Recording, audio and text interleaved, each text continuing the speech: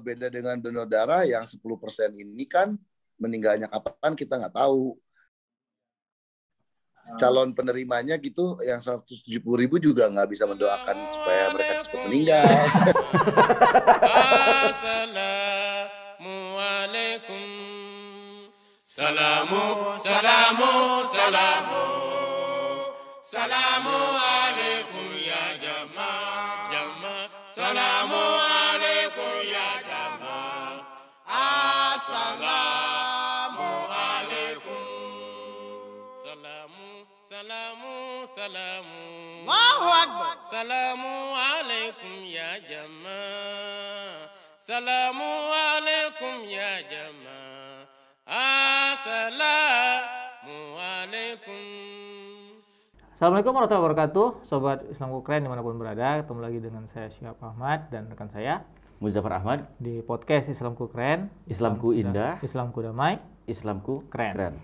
Nah, kita pada hari ini kedatangan dua orang tamu dari jauh. Betul. Ya, nggak sama-sama sama kita di studio ya, di jalur online ya. Dari Bandung ini ada Kang Edi dengan Kang Imad. Assalamualaikum, Kang Edi, Kang Imad. Waalaikumsalam. Ya mungkin ya udah pada tahu lah ya siapa Kang Edi. Kalau Kang Edi udah tahu lah. Kalau Kang Imad juga kalau lihat wajah-wajahnya mirip-mirip nih. Ya, kalau yang bisa tebak ya ini memang adik kakak lah Kang Edi dengan Kang Imad ini. Sama-sama Kasepna. Ya, sama Kasepna. Nah, ini mau ngecariin apa sih bro kita pada hari ini nih ngundang Kang Edi dan Kang Imad? Pagi ini.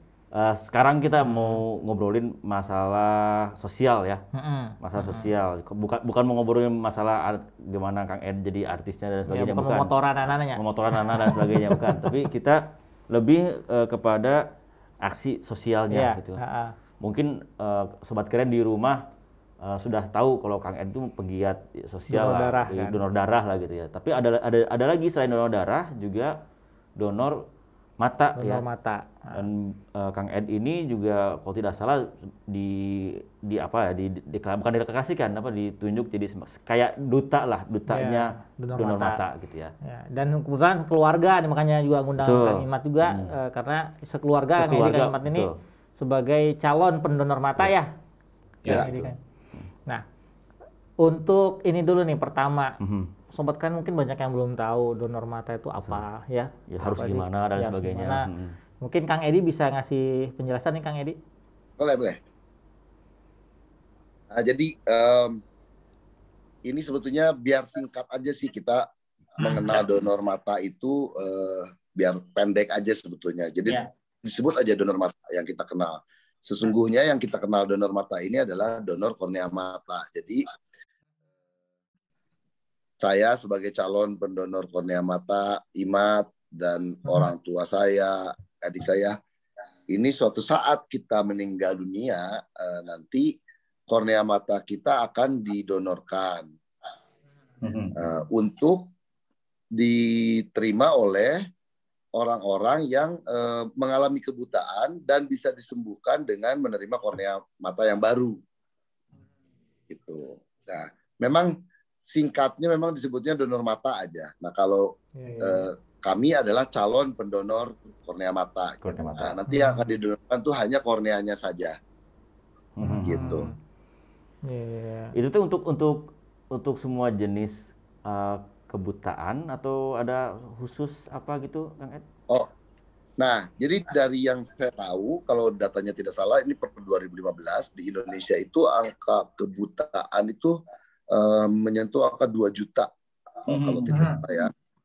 Nah, yang 170.000 diantaranya karena kornea matanya rusak. Artinya mereka bisa melihat kembali dengan kornea mata yang baru. Nah, ini yang ada di area donor kornea mata ini. Jadi para calon pendonor kornea mata ini nanti kornea matanya akan diterima oleh mereka yang angkanya 170 ribuan inilah kurang lebih begitu. Oke. Taunya dari mana sih Kang? Awal mulanya nih donor mata ini? Ini kayak jebakan. Jadi saya itu awalnya ini kayak jebakan jebakan penuh berkah ya, yang menjebaknya orang tua, tapi jebakan tapi ternyata ada jebakan yang setelah kita terjebaknya bersyukur gitu. Nah ini kayaknya yang ngajarinnya orang tua. Nah, yang ngajarinnya orang tua yang pertama kali mendaftarkan kami, saya sama Pak Imad kan adik kakak, yang pertama kali mendaftarkan kita 5 bersaudara ini adalah ayah kami. Beliau mendaftarkan kami menjadi calon pendonor kornea mata. Karena beliau sudah calon pendonor kornea mata juga. Ibu juga begitu. Kebetulan kakek kami pun baik dari ibu baik dari ayah sama, mereka juga pendonor kornea mata. Yang satu saya tahu ceritanya, alhamdulillah berhasil sampai ke penerima. Yang satu lagi keburu rusak di tengah jalan kalau nggak salah. Nah, jadi memang ini kayak jebakan keluarga tapi yang bisa kita syukurin gitu bentuknya. Iya. Ya ngasih contohnya ya luar biasa luar gitu biasa, ya. Itu, ya. Mengajarkan sesuatu yang membawa kita supaya bisa peduli sama orang lain. Kan memang kita sebagai manusia harus menjadi orang yang bermanfaat bagi orang lain, dan ini memang ajaran yang baik lah kalau orang tua sebagai orang tua mengajarkan hal ini kepada anak-anaknya. Benar-benar. Dan memang perlu sobat-sobat keren di rumah atau perlu juga mungkin ditiru oleh keluarga-keluarga yang lain hal yang seperti ini. Jadi bukan hanya sendiri aja yang berkhidmat. Tapi kita juga ngajakin orang lain, terutama keluarga kita. Keluarga sendiri. Nah, Kang Imad sendiri nih, gimana sih dapat penjelasan, kan soal didaftarkan mah kita nggak tahu apa-apa ya. Donor kornea mata teh gimana. Nah, orang tua sendiri gimana tuh ngasih pemahaman ke anak-anaknya. Jadi akhirnya kalau bukan cuma dipaksa, tapi akhirnya punya kesadaran sendiri. Oh iya, ternyata apa yang dibawa oleh orang tua ini bagus gitu. Iya, betul. Ya, jadi ini mungkin lebih dulu dari donor darah ya, karena saya juga alhamdulillah sekarang pendonor darah rutin, dan kalau donor darah kan dimulai dari usia 17 tahun. Nah, ini memang betul tadi kata Kang Edi, saya didaftarkan ketika saya kecil calon pendonor mata ini. Ya memang dulu sih nggak tahu ya, tiba-tiba udah didaftarin aja dan ada terdaftar anggotanya gitu. Memang ketika kecil juga dulu setahu saya, karena kakek juga pernah mendonorkan matanya, dulu itu yang diambil memang bola matanya. Tapi ya ketika itu ayah saya juga menjelaskan bahwa ya orang sudah meninggal tidak akan merasakan apa-apa walaupun diambil bola matanya. Tapi kan tadi disampaikan Kang Edi, sekarang justru sudah lain. Yang diambil hanya lapisan dari kornea matanya. Jadi udah lebih tidak menakutkan lah. Jadi dulu memang ketika kecil saya di sekolah ya ceritalah ke teman saya, wah memang itu masih sangat apa ya namanya, hal yang jarang lah, langka. Sekarang juga belum populer banget lah. Tapi dulu ya itu ada juga mitos bahwa orang meninggal harus lengkap tubuhnya, tapi kan itu hanya mitos saja. Karena ya orang sudah meninggal ya tidak akan merasakan apa-apa gitu. Tapi ini jujur nih Kang, waktu kecil pernah nggak kepikiran, aduh mata saya mau diambil nih gitu. Nah itu pernah nggak ada ketakutan kayak gitu? ketika pas dapat orang tua didaftarkan, pernah mikir nggak, duh kumaha gitu, gimana ini gitu, mata saya nggak ada nanti gitu? Iya. Karena ya memang begitu ya, mitos yang yang tersebar waktu itu bahwa meninggal harus lengkap. Tapi ayah saya menjelaskan bahwa ya orang meninggal itu, apalagi ini kan untuk hal kebaikan, ya tidak masalah kan. Mohon maaf, orang yang tubuhnya tidak lengkap pun ya meninggal kondisinya demikian, tidak lengkap gitu. Jadi apa bedanya gitu. Nah kemudian ya sekarang apalagi harusnya udah nggak ada alasan lagi sih. Betul. Iya, benar. Ya lucu lah, banyak teman saya juga bilang takut sakit. Udah ngerasain apa-apa ya. Ini kayaknya harus jadi edukasi buat semuanya ya, untuk sobat-sobat rekan-rekan sobat keren di rumah juga, untuk yang lain juga harus jadi edukasi. Karena memang tadi mitos bahwa harus lengkap meninggal itu terjadi lah, karena yang saya tahu juga banyak orang yang sudah menjadi pendonor mata tapi karena tadi keluarganya merasa, kenapa nih harus diambil ini matanya segala macam, jadi itu jadi pada masalah gitu di sananya gitu. Belum lagi kalau misalkan keluarga yang lainnya tidak tahu, ngompor-ngomporin lagi gitu kan. Betul. Itu yang banyak terjadi di lapangan. Gitu. Nah, untuk prosesnya sendiri mungkin Kang Edi bisa ngejelasin ke teman-teman proses. Nambahin sedikit soal ini mengerikan atau tidak, sakit atau enggak. Kayaknya nih ada pengaruh juga nih, orang tua kami ini mengajarkan berhasil mengajarkan anak-anaknya tuh melihat kematian itu sebuah hal yang biasa aja gitu. Makanya anak-anaknya nggak ada yang takut dengan kuburan, nggak ada yang menganggap, karena dari kecil pun kalau tidak salah saya masih kecil, mungkin Imat masih terlalu kecil waktu itu. Waktu kakek saya diambil bola matanya itu kami disuruh melihat. Kemudian kan setelah sang kakek ada uak-uak saya, paman, tante, bibi dan sebagainya. Ketika ada proses eksisi atau pengambilan kornea mata itu kami disuruh melihat gitu. Dari cara yang dulu masih sangat konvensional, yang masih diambil bola matanya, hingga yang paling baru yang sekarang hanya di eksisi itu tadi. Ya, ini berkat kemajuan teknologi ya. Sekarang yang diambil itu bukan bola matanya, jadi hanya di eksisi atau disisip kalau bahasa mudahnya, lapisan korneanya saja. Itu prosesnya cepat. Maksudnya proses pengambilannya cepat, yang lama kadang-kadang menunggunya adalah menunggu tenaga eksisinya datang ke rumah duka. Nah, itu prosesnya sangat cepat.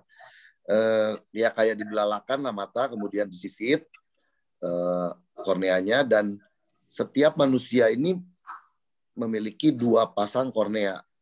Jadi mudahnya jika nanti saya meninggal, kornea yang saya akan donasikan ini 2 pasang. 4 buah. Jadi bisa digunakan oleh 2 penerima kornea mata nanti. Ini prosesnya sangat cepat. Terus kalau ngomongin soal sakit mah ya udah jelas lah ya, kita sudah meninggal tidak akan merasakan apa. Soal mitos-mitos itu tadi, mungkin sobat keren, kalau kita di Indonesia ini memang apabila yang berhubungan dengan agama kayaknya dikit-dikit perlu fatwa MUI dan sebagainya, nggak salah sih. Untuk donor kornea mata ini pun, jika fatwa MUI ini perlu dijadikan pegangan, mangga silakan aja di googling bahwa donor kornea mata ini juga sudah menurut fatwa MUI diperbolehkan gitu. Tapi kalau tidak bawa-bawa urusan fatwa MUI dan sebagainya, saya punya analogi sedikit. Sahabat Rasulullah juga yang maaf yang karena melindungi Rasulullah dalam berperang harus kehilangan tangan, harus kehilangan kaki, harus kehilangan kepala juga banyak. Apa kabar mereka gitu kalau kita masih menggunakan ketabuhan itu bahwa meninggal harus dalam kondisi yang lengkap dan seterusnya.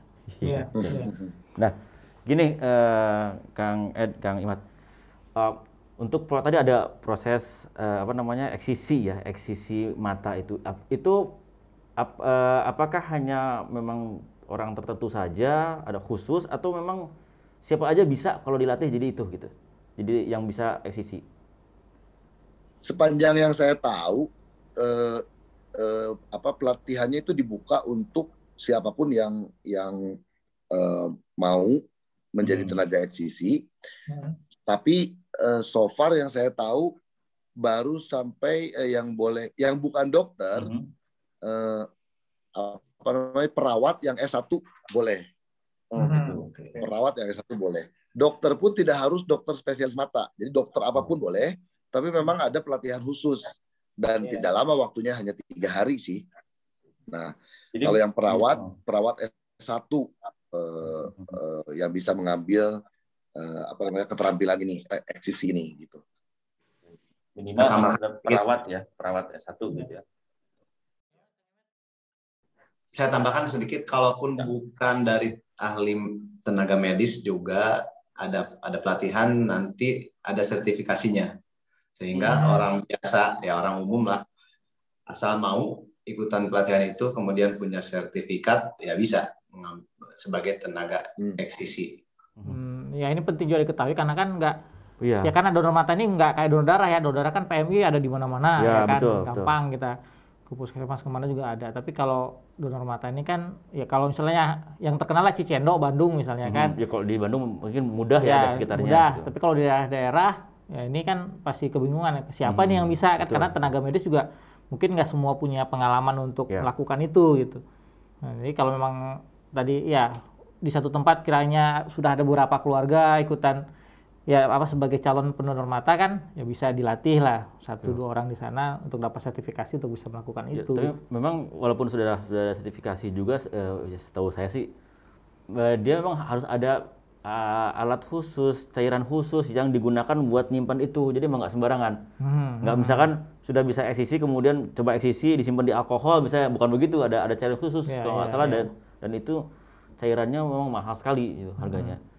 Kayaknya gini bro, kita ada testimoni dari ya salah seorang praktisi mata lah yang juga sering menjadi pelatih eksisi dari mata. Itu ada Pak Abdul Ghani. Kita dengarkan testimoni beliau. Donor mata adalah proses penyerahan lapisan kornea mata dari pendonor melalui bank mata setelah tindakan eksisi kornea untuk dipergunakan kepada orang-orang yang membutuhkan cangkok kornea mata atau transplantasi kornea akibat kerusakan korneanya. Siapa petugas yang mengambil kornea mata dari jenazah pendonor? Yang berwenang adalah tenaga eksisi yang kompeten dan qualified, yaitu dokter spesialis mata atau tenaga kesehatan yang telah mengikuti training eksisi kornea dan tersertifikasi oleh Bank Mata Indonesia. Siapa yang melakukan operasi kornea cangkok kornea kepada pasien? Yang berwenang adalah dokter spesialis mata, ahli transplantasi kornea. Biasa dilakukan di rumah sakit umum atau rumah sakit mata atau eye center. Ya, tadi kita dengarkan testimoni dari salah seorang praktisi mata, dan beliau juga suka melatih cara eksisi kornea mata ke orang-orang medis lah yang memang pengen tahu caranya untuk bisa eksisi mata. Itu tadi kan disebutin cukup banyak ya. Yang membutuhkan, sementara persediaan calon pendonor matanya baru berapa Kang Edi calon pendonor mata teh? Yang terakhir data yang saya pegang itu 170.000 itu yang bisa kembali melihat dengan menerima kornea mata baru. Sementara pendaftarnya itu baru di sekitar angka 17 ribuan. Jadi baru 10%-nya lah. Iya, baru 10%-nya ya. Ya, baru 10%-nya. Udah gitu beda dengan donor darah yang 10% ini kan meninggalnya kapan kita nggak tahu. Calon penerimanya gitu yang 170.000 juga nggak bisa mendoakan supaya mereka cepat meninggal. Beda dengan donor darah kan standby. Kalau donor darah kan standby, tiap 3 bulan sekali akan donor gitu. Iya betul. Ya, gitu. Ya kan nggak bisa dikontaknya. Iya. Ya misal kontak Kang Imat buat matanya kapan matanya tuh? Kapan meninggalnya nih gitu. Tapi nambahin sedikit Pak. Jadi dengan apa yang dilakukan tadi diceritakan sedikit oleh Pak Gani, memang lumayan alhamdulillah ya 5 tahun belakangan ini saya perhatikan lah dengan penambahan tenaga eksisi ini, karena saya ada di grup WhatsApp tenaga ahli yang sudah bisa mengeksisi, kemudian data-data calon pendonor kornea mata ada di grup WhatsApp itu. Jadi saya tahu lumayan cepat lah sekarang proses dari ada yang meninggal, kemudian diinformasikan bahwa yang meninggal ini calon pendonor kornea mata, kemudian tenaga eksisi datang, berhasil dieksisi, dan seterusnya itu. Jadi ada satu grup WhatsApp yang menarik menurut saya, dari innalillahi ke alhamdulillah ini cepat. Jadi sebentar beritanya adalah innalillahi wa inna ilaihi raji'un. Dalam waktu beberapa jam kemudian, alhamdulillah, karena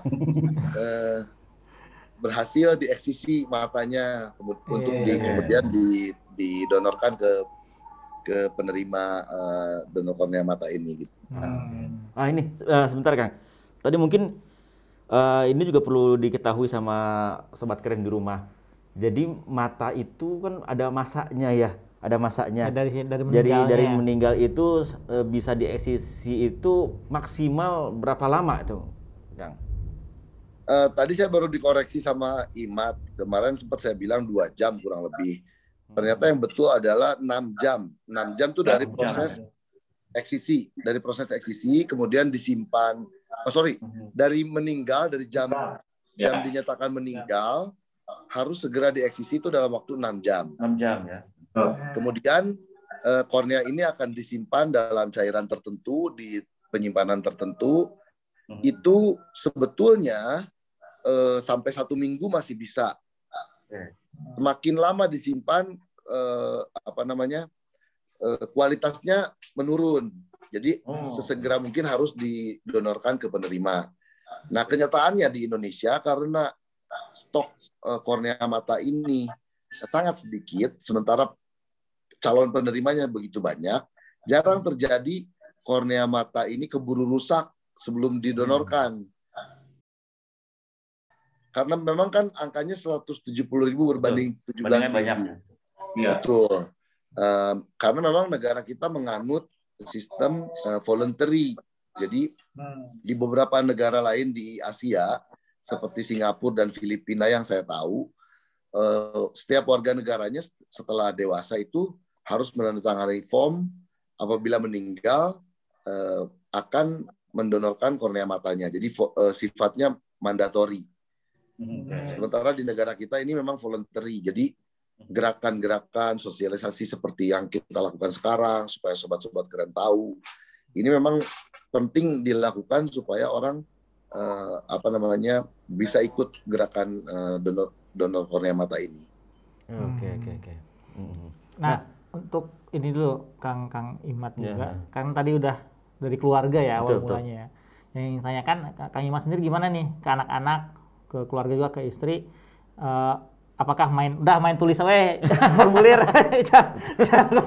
kayak dulu dijebak juga, atau dikasih tahu dulu nih, yuk kita sama-sama ikutan donor mata gitu. Sama pas keluarga tahu Kang Imat itu jadi calon pendonor mata itu bagaimana tanggapannya?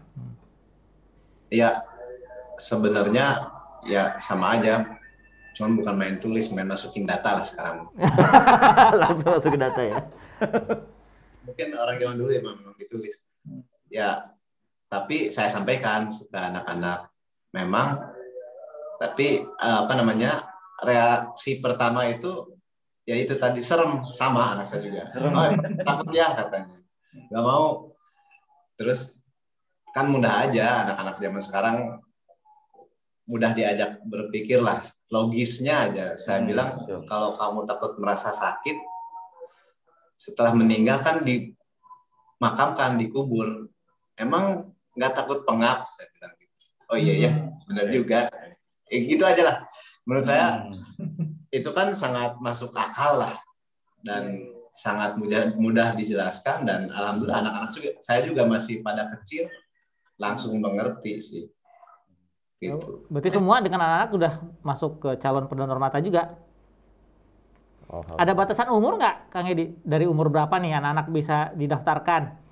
Nggak ada batasan umur. Karena memang donor kornea mata ini paling lamun bahasa Sunda mah lindek tuh paling gampang aja lah, gampang, nggak banyak syarat lah, nggak banyak syarat. Syaratnya apa tuh, Kang? Karena kan gini, anak-anak pun tidak menutup kemungkinan untuk meninggal. Ada aja anak kecil yang meninggal juga ada kan. Dan dari angka 170.000 juga ada juga yang anak-anak ada juga. Nah memang ukuran kornea mata ini memang ada perbedaan antara anak-anak dengan dewasa.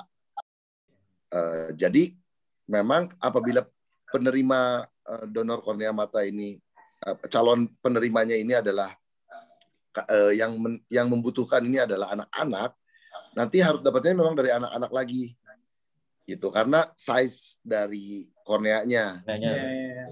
Jadi tidak ada batasan umur. Nah, yang tadi saya bilang lindek dan gampang itu adalah donor kornea mata ini tidak perlu banyak hal kesamaan golongan darah, gen dan sebagainya. Jadi paling mudah untuk dilakukan. Beda dengan donor ginjal misalnya. Donor ginjal ini paling rewel. Golongan darahnya harus sama, kemudian genetiknya harus sama dan sebagainya. Makanya biasanya donor ginjal, donor organ yang lain itu dicari dari keluarga terdekat dulu. Kalau kornea mata ini memang hanya cairan aja, jadi tidak ada faktor darahnya, golongan darahnya harus sama dan sebagainya, nggak ada. Jadi nggak ada batasan sih. Syaratnya cuma satu untuk jadi donor kornea mata itu adalah meninggal. Meninggal ya syaratnya. Simple syaratnya. Meninggal dan punya mata ya, Kang? Iya.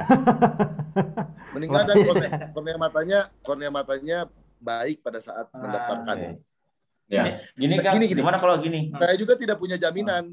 Pak Imat sama juga. Nah, Sobat Keren apabila besok mendaftar jadi calon pendonor kornea mata, nggak ada yang menjamin mata kita akan sampai ke penerima karena kita nggak pernah tahu juga meninggalnya kita seperti apa. Iya, benar-benar. Tapi niat baik kita, insya Allah cukup sampai ketika kita mendaftar lah. Udah. Lebihnya urusan yang di atas aja lah. Benar. Nah, kalau gini Kang, sekarang misalkan ada Sobat Keren ya di rumah, saya pengen jadi calon pendonor mata nih, tapi saya misalnya mata saya minus besar misalnya, bisa nggak itu? Bisa, Pak. Bisa. Kan Kang Imat juga pakai kacamata ya? Ini Imat juga minus tuh. Enggak. Minus gaya aja. Malah Pak, kalau misalkan cerita gimana? Dari tenaga eksiksi ya, ada cerita pernah mengambil kornea mata dari korban kecelakaan. Badannya rusak, terus cukup parah lah, kecelakaan motor ya. Tapi mata masih utuh. Nah, itu bisa Pak. Jadi ya ini ya betul-betul berharga lah. Dari korban yang sakit juga sakit sehingga meninggal, tapi matanya masih bisa diambil. Kalau dari mata duitan, mata keranjang bisa. Asal kornea sehat bisa. Kalau itu kan sifat ya. Aduh. Oke. Nah, kalau kornea itu betul-betul hanya apabila korneanya baik. Berarti cukup memenuhi syarat. Kalau minus itu dan sebagainya, itu minus itu kalau tidak salah itu retina, jadi tidak berhubungan dengan kornea. Jadi mau minus 20, mau minus 15, mau silindris berapapun nggak masalah. Nggak masalah ya. Kalau glukoma gitu gimana tuh Kang? Sepanjang korneanya masih bisa bagus, masih baik, tetap syaratnya hanya korneanya baik, itu aja. Nah, Kang Edi atau Kang Imat sendiri sekarang ini kan ya mungkin ada organisasi-organisasi juga yang sudah mengajak lah ya komunitasnya untuk ikut juga dengan donor mata. Nah, sejauh ini yang komunitas apa nih yang termasuk yang paling aktif lah untuk mengajak anggotanya untuk ikutan donor mata mungkin? Dari Kang Edi mungkin? Waktu itu saya diundang pemberian rekor muri untuk komunitas Jemaat Ahmadiyah Indonesia karena di Indonesia komunitas yang anggota yang paling banyak menjadi calon pendonor kornea mata sejauh ini adalah komunitas Jemaat Ahmadiyah Indonesia. Diikuti oleh komunitas Buddha, saya lupa namanya.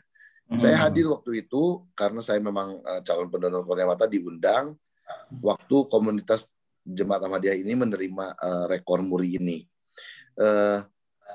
Sumbangsihnya banyak didapat dari ada satu desa yang memang jadi desa dengan calon pendonor kornea mata paling banyak juga di Manislor, Kuningan kalau nggak salah.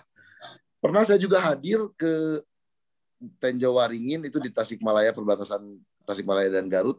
Sama juga satu desa hampir semuanya sudah mendaftarkan diri jadi calon pendonor kornea mata. Gitu. Pak Imat juga hadir waktu menerima rekor muri itu. Ya, karena memang saya juga masuk di dalam komunitas Ahmadiyah itu dan termasuk salah satu pengurus lah yang mengurusi donor mata ini. Dan alhamdulillah sebetulnya data dari Bank Mata juga terakhir ya, salah satu penyumbang kornea mata terbanyak yang sudah terlaksana selama ini juga dari komunitas Ahmadiyah gitu. Dan yang menjadi tenaga eksisi kornea mata juga banyak dari komunitas Ahmadiyah ini. Jadi walaupun tadi kan di desa ya, yang tadi kan desa Manislor, desa Tenjawaringin yang notabene sebenarnya kalau dari pusat Bank Mata sendiri kan lumayan jauh kan jaraknya, tapi itu bisa terlaksana ya dengan masyarakat di sana itu tadi karena tenaganya tadi sudah dilatih juga kan. Betul. Dan ini sebenarnya membuktikan bahwa kita itu sebenarnya rasa peduli manusia itu masih besar lah. Ya. Memang kalau kita lihat kadang-kadang manusia sudah yang di masa sekarang ini kan kepedulian tuh jadi hal yang minim gitu ya. Tapi kalau kita melihat seperti gini, ternyata masih ada satu desa yang mau warga desanya itu menjadi calon donor mata gitu. Ini kalau diikuti oleh desa-desa yang lain atau komunitas-komunitas yang lain itu sangat bagus sekali, sangat luar biasa sekali gitu. Nah, di musim COVID nih Kang, ada prosedur-prosedur khusus nggak atau protokol-protokol khusus? Misalnya ya ada anggota keluarga kita yang meninggal tadi ingin diambil kornea matanya, ada protokol khusus nggak yang harus diikuti? Setahu saya ya, kalau yang meninggal bukan karena COVID, tidak ada protokol khusus, sama aja. Karena ya tentu pengambilan kornea mata atau hal-hal lain juga protokol COVID kan harus diterapkan itu. Berarti maksud saya tidak ada yang khusus lah. Jadi kecuali kalau yang meninggal ini karena COVID ya jelas kan kita jenazahnya melihat gitu. Tidak bisa kita lihat jenazahnya masuk di dalam peti. Tidak ada yang khusus, Pak. Ya. Itu kata Kang Edi tadi kan kita nggak tahu apakah pas meninggal bisa diambil atau tidak tadi ya Kang Edi ya. Tapi paling niat di awalnya itu tadi sudah ingin. Saya cukup yakin dengan niat di awal itu ya Pak ya. Jadi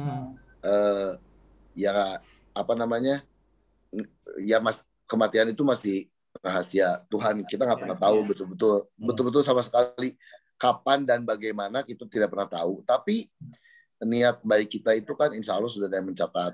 Nah, apabila nanti betul-betul sampai kepada yang menerima ya, kita juga sudah tidak tahu karena kita juga sudah meninggal gitu. Hanya keluarga kita yang mungkin tahu ya. Tetapi yang saya cukup cukup tahu informasinya bahwa penerima donor kornea mata ini tidak akan pernah diberitahu siapa yang mendonorkan kornea matanya. Ini menambah lagi konsep donor kornea mata ini baik sekali ya, karena tangan di atas nggak diketahui oleh tangan yang di bawah. Wah, ini bagus banget sih menurut saya. Nah, jadi itu tadi, terus ya kita nggak pernah tahu meninggalnya kapan. Biarpun kita tidak pernah tahu meninggalnya dan cara meninggalnya seperti apa, tapi paling tidak setelah kita mendaftarkan diri jadi calon pendonor kornea mata ini, paling tidak kita aware sih bahwa mata kita harus dijaga karena akan kita donorkan. Ya paling tidak kita ada sedikitnya menjaga mata kita lebih baik lah sampai kita meninggal gitu. Jangan, ya ada lah pasti perasaan itu untuk menjaga mata kita itu. Ini juga akhirnya baik juga untuk menjaga kesehatan kita kan. Gitu. Yang terakhir nih bro, caranya gimana nih? Yang terakhir mungkin sobat keren di rumah pengen tahu cara untuk menjadi anggota donor mata itu gimana? Berdasarkan pengalaman yang sudah dialami oleh Kang Imat sama Kang Ed. Kalau kita atau keluarga ya, atau ingin mendaftarkan keluarga, gitu ya. Itu gimana caranya? Caranya sih yang paling mudah sih, kemarin saya baru aja di DM di Instagram ada yang nanya juga, memang belum serapi PMI nih Bank Mata nih, tapi kalau kita ada niat sih pasti ada jalannya sih. Kalau di kota-kota besar sih ada Bank Mata, kita tinggal datang aja ke Bank Mata, tanya soal donor kornea mata, mau daftar gitu, kayak di Cicendo itu rasanya tidak sulit sih. Waktu saya jalan-jalan di Makassar, sosialisasi donor kornea mata ini juga di Bank Mata, tempat pendaftarannya ada di Fakultas Kedokteran Unhas, di dalamnya ada. Jadi sejauh kita punya niat mau daftar, pasti dikasih tahu lah nanti informasinya caranya gimana pasti. Intinya sih mendaftarkan diri ke Bank Mata terdekat di kota yang sobat keren berada gitu. Caranya sih gitu aja sih. Kalau misalnya di kotanya tidak ada Bank Mata, ada online nggak gitu Kang ya? Atau sudah ada fasilitas online nggak? Sedang digarap ini sama teman-teman yang aktif untuk mensosialisasikan donor kornea mata ini. Mudah-mudahan segera terwujud ada untuk online. Sejauh ini kita cukup sih dengan ngecek. Saya pun akan share informasinya, kalau ada yang nanya ke saya bisa silakan mangga lewat Twitter, lewat Instagram. Insya Allah saya akan bantu. Ada beberapa tempat yang atau kontak person di kota-kota tertentu, karena kita jaringannya sudah cukup baik. Saya tinggal tanya ke satu orang, nanti di kota tersebut ada siapa, nanti bisa dibantu lah. Oke. Jadi bisa teman-teman juga yang mau ikutan sekarang, kalau yang follow Twitter atau Instagram Kang Edi juga bisa di DM aja ya, betul, tanyakan langsung. Benar-benar, bukan jangan nanyain yang lain-lain. Jangan nanya yang lain-lain ya. Nanya hal lain sih nggak apa-apa, boleh. Nah terakhir nih Kang Edu kan dari Kang Imat dulu deh. Nah kasih satu alasan ya untuk sobat-sobat keren. Kenapa sih kita harus menjadi pendonor mata? Kornea mata. Calon pendonor kornea mata. Ya ini kalau saya sih karena cukup ikut update ya informasinya, bahwa perlu saya sampaikan juga selain tadi angka yang kayak disampaikan, bahwa selama ini di Indonesia ini kita masih mengimpor Pak, mengimpor kornea mata saking kekurangannya. Jadi menurut saya ini cukup ya hal yang sangat penting lah untuk kita menjadi perhatian. Jadi menurut saya ya selain juga niat ingin beramal, berbuat kebaikan, ya ini memang hal yang sangat penting. Kemudian juga ya berbuat kebaikan atau beramal yang kita tidak usah mengeluarkan usaha ya, tidak harus mengeluarkan uang, tinggal usah mikirin punya uang berapa, punya harta apa. Ya ini bahkan kita lakukan kita sudah meninggal gitu. Jadi ya kenapa enggak lah. Ya. Nah, Kang Edi? Kang Edi sekarang gimana? Dari saya sih gini Sobat Keren, saya diajarkan, saya yakin Sobat Keren juga semuanya diajarkan hal yang sama. Menjadi manusia itu harus bermanfaat bagi manusia yang lain sedapat mungkin. Nah, ketika hidup kita pasti berusaha terus untuk itu dengan berbagai macam cara. Nah, ada satu konsep yang menarik, kita masih bisa bermanfaat untuk manusia yang lain bahkan pada saat kita sudah meninggalkan dunia ini. Salah satunya adalah donor kornea mata ini. Jadi ketika konsep itu saya ketahui, biarpun dulunya masih dijebak oleh orang tua, tapi kan kemudian saya beranjak dewasa, kemudian saya mengerti, ada proses daftar ulang saya juga. Jadi saya ambil kesempatan itu karena indah banget, bahkan ketika kita sudah tidak bernyawa, kita masih bisa bermanfaat untuk orang lain. Konsepnya indah banget.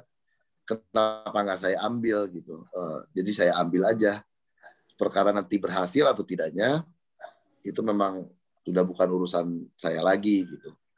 Nah, kemudian di banyak video yang saya sebarkan mengenai donor kornea mata ini, ada quotes-nya yang paling mengena, yaitu apabila kita sudah tidak memerlukannya lagi, kenapa kita tidak memberikannya untuk orang lain yang memerlukan? Gitu, simpel aja. Mantap sekali. Keren. Jadi sebuah hal yang ya walaupun mungkin kita jarang melihat, tapi saya pikir sebuah kesempatan besar ya buat teman-teman semua di rumah. Ya kita masih muda, masih sehat. Mumpung kita masih muda, jadi kita masih bisa jaga mata kita saat ini ya. Dan ketika nanti kita sudah meninggalkan dunia ini juga kita meninggalkan dengan memberikan manfaat bagi orang lain. Gitu. Itu salah satu hal yang dalam hadis juga dijelaskan bahwa yang dibawa oleh orang yang meninggal itu ya hanya amal tadi yang bermanfaat. Amalan baik kan. Amal kebaikan bermanfaat. Nah, kalau Sobat Keren yang memang penggila jihad, ini juga jihad loh. Jihad yang luar biasa. Luar biasa ya. Walaupun dalam kehidupan kita waktu kita hidup sudah berjihad, ketika meninggal pun kita hitungnya jihad juga membantu orang lain gitu. Allah Subhanahu wa taala. Ya.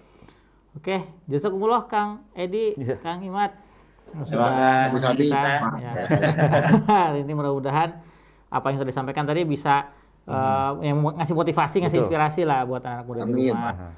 Supaya sama-sama ya jadi keluarga calon pendonor mata pendonor kornea mata dengan kita semua. Mudah-mudahan habis mudah-mudahan habis ini jumlah calon pendonor mata dari golongan anak-anak muda itu bisa meningkat lah. Amin. Termotivasi. Insyaallah.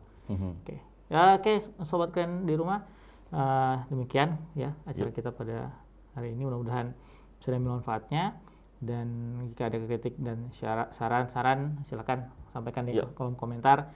Jangan lupa subscribe juga channel kita channel Sobat Keren untuk dapat informasi yang lainnya. Islamku damai, Islamku indah, Islamku keren. Assalamualaikum warahmatullahi wabarakatuh. Assalamualaikum ya jamaah. Assalamualaikum.